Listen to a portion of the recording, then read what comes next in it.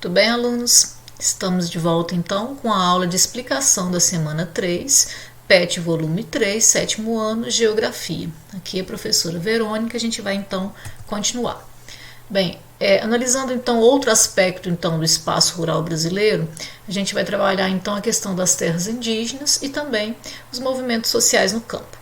Bom, em relação aos indígenas, a gente sabe, né, que essa exclusão dos indígenas em relação à distribuição das terras é uma realidade, né? Então sempre foi desde o princípio, né?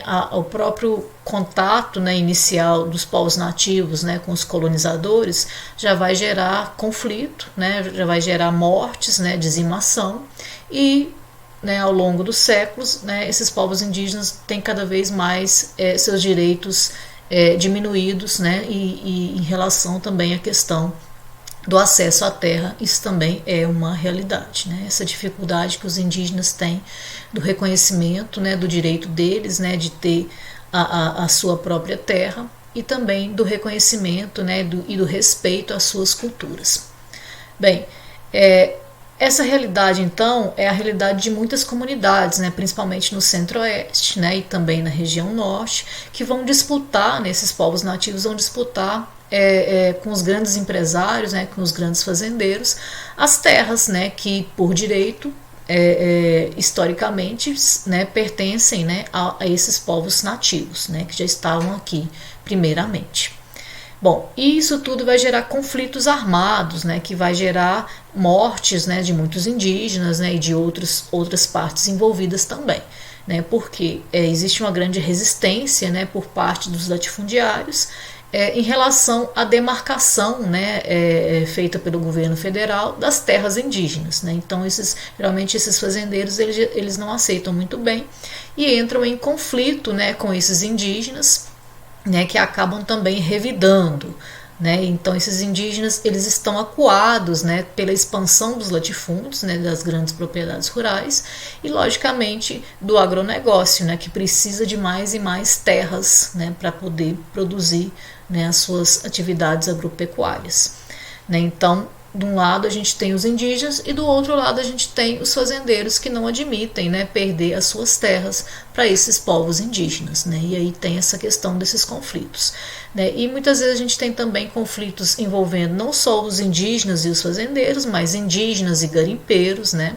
bastante comum nessas duas regiões centro-oeste e norte, indígenas e mesmo povos sem terras, né, que também entram em conflito, indígenas e grileiros, né, pessoas de má índole, né, que querem tomar posse das terras, né, de forma ilegal, né, de forma fraudulenta e, né, existe então todo esse conflito envolvendo esses atores, né? Não apenas os indígenas e os fazendeiros, mas indígenas também e garimpeiros e também sem terras. Bem, para a FUNAI, né, que é o órgão do governo, né, Fundação Nacional do Índio, né, que teoricamente seria o órgão responsável, né, por essa demarcação das terras, por garantir os direitos, né, a esses povos nativos. Segundo a FUNAI, né, a terra indígena seria uma porção do território nacional de propriedade da União, né, habitada por um ou mais povos indígenas, por eles utilizadas para suas atividades produtivas, imprescindível à preservação dos recursos ambientais necessários a seu bem-estar e necessária à sua reprodução física e cultural, segundo seus usos, costumes e tradições, né. Então, nesse sentido, esse seria o conceito da terra indígena, que muitas vezes é contestada, né, por outros grupos, né, como os fazendeiros, né, que não aceitam, né, porque tem uma questão, uma visão econômica, né, capitalista em relação a essas terras. Bom, a concentração fundiária no campo ela vai agravar ainda mais esses problemas relacionados com o desemprego, com a miséria e com a violência nesse espaço rural, né? Então, além da questão dos indígenas, né, como a gente já mencionou, existem também outros grupos, né, que vão ser prejudicados, né, camponeses, e essa concentração que vai principalmente fazer com que muitas pessoas saiam do campo, né, migrem para as cidades e alguns, né, vão retornar e vão se organizar buscando, né, o acesso à sua terra. né? Esse movimento aí é chamado de Movimento dos Trabalhadores Rurais Sem Terra, né? Ou MST. E esse MST ele vai reivindicar principalmente o que? A reforma agrária. Ok? Então, o que seria a reforma agrária? Seria uma redistribuição mais justa, né, das terras, né, e da renda agrícola.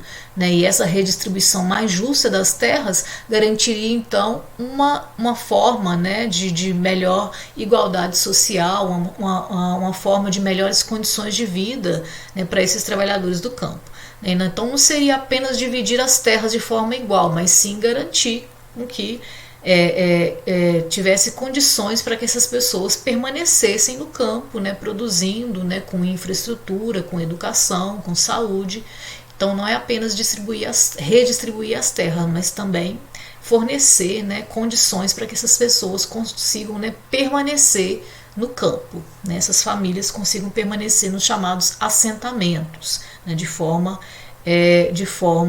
efetiva, né, com técnicas agrícolas, né, com uma infraestrutura, né, com ensinamentos, né, para essas pessoas, com escolas, né, com a implantação de escolas em assentamentos rurais, né, unidades de saúde e todo um acompanhamento para que essas pessoas não, né, abandonem a sua terra, né, depois de conseguir essa terra após a reforma agrária. Ok? Bom, então, ao longo do processo de ocupação territorial, a instalação de latifúndios também foi responsável pela remoção de muitos grupos indígenas de suas terras, né, que deu origem à organização de movimentos, né, que reivindicam a delimitação de terras indígenas e o respeito à cultura desses povos. Né. Então, existe uma organização não só dos povos sem terras, né, os camponeses sem terras, mas dentro dos próprios indígenas, dentro dos próprios povos indígenas, existe a organização, a formação de movimentos, né, que buscam reivindicar, né, e lutar pelos direitos desses povos indígenas. Então, antigamente eram grupos isolados, né, eram grupos não necessariamente formados por indígenas, mas hoje a gente já vê líderes indígenas que fazem parte desses movimentos, né? Não só apenas ONGs, né, que fazem essa luta. Né? Existem também os próprios povos indígenas que já são mais articulados, né? Já conseguiram se instruir mais, né, para poder lutar, né, por seus direitos também, participar, né, desses movimentos sociais, nesse sentido aí. Bom, as atividades agropecuárias, elas, né, principalmente do agronegócio, elas utilizam técnicas que acabam causando maiores danos ao meio ambiente. Então, por exemplo, no agronegócio você tem a utilização excessiva de substâncias químicas, né, que são os agrotóxicos, que podem causar a contaminação, né, das águas subterrâneas, né, e também dos rios, né, porque esses agrotóxicos podem ser despejados, né, esses resíduos, né, podem ser despejados diretamente nos rios ou podem contaminar, né, os lençóis freáticos. Além de que o uso excessivo, né, de agrotóxicos também contribui para a contaminação da saúde dos trabalhadores, né, pode causar câncer, né, e outras doenças. Pode prejudicar também os animais, né, a fauna local, e logicamente esse uso excessivo de agrotóxico a longo prazo vai contribuir também para a perda, né, da qualidade desses alimentos.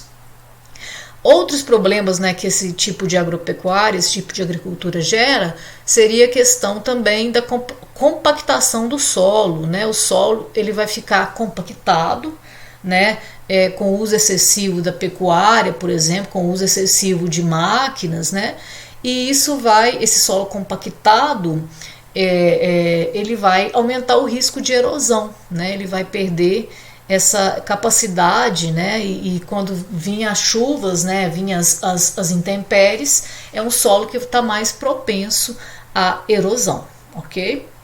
E, logicamente, o fato de não utilizar a rotação de culturas, né, ficar utilizando apenas o cultivo a prática das monoculturas, isso também vai causar esgotamento do solo e a perda da sua fertilidade, ok? Bom, então aqui então o que seria necessário, né? Reduzir o desmatamento e o uso de insumos químicos nas plantações, utilizar a água de forma responsável, né, e valorizar a agricultura familiar e orgânica são medidas que respeitam os recursos naturais e tornam possível a prática da agricultura sustentável, né? Então é possível, né, se praticar a agricultura sustentável, né, desde que exista essa conscientização, né? Principalmente essa maior valorização da agricultura familiar e em vez, né, de ficar valorizando apenas o agronegócio, né, que acaba impactando negativamente o meio ambiente. Então, o uso da agricultura orgânica, por exemplo, né, que é uma agricultura que não utiliza agrotóxicos, né, nem utiliza insumos industrializados e sementes modificadas, ela tem aumentado no Brasil e no mundo, né? Então isso seria uma alternativa, né, para chegar a essa prática dessa agropecuária, dessa agricultura sustentável. Mas a gente sabe que existem algumas questões, né, que é a questão do preço, né, o alto custo de produção, né, então por isso que esses alimentos orgânicos eles acabam sendo mais caros, né, e por enquanto ainda não são acessíveis, né, à maior parte da população devido a esses preços, né, que geralmente são maiores do que os produtos do agronegócio, né? Porque se tem um alimento de qualidade, para você produzir ele, você vai gastar mais e, logicamente, ainda o preço desses alimentos orgânicos, desses alimentos sustentáveis, são mais caros do que aqueles que são produzidos no agronegócio. Mas ainda, né, é uma alternativa, né, que ainda é necessário trabalhar bastante para a gente conseguir, ok? Então, ficamos por aqui. Voltamos então para a explicação da semana 4. Um abraço a todos.